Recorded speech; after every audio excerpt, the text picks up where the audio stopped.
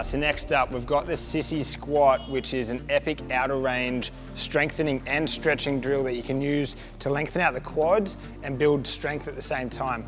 So what we're gonna start with is a wall ball regression to get you in the game. It's gonna decrease the amount of range that you've got to put your body through. So what we're trying to do is essentially extend our hips and extend our knees and touch the ball. So you're gonna see Dan's knees drive forward. You're also gonna see his hips drive up. He's gonna hold that position there if he can, and then he's gonna push back.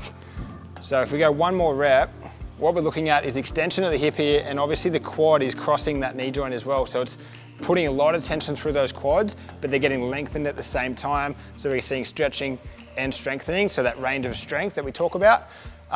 Obviously it's gonna be better if we can go full range of motion to the floor. However, we might wanna start by regressing that with a bit of assistance. So if you can get a bit of leverage off a band, you can then take off some of that load and intensity. Now you can see him get to the floor.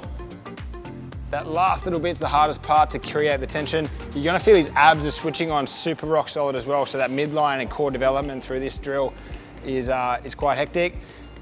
And then what we're looking for is that straight line on the way up and down. So Dan's gonna show us a bad rep.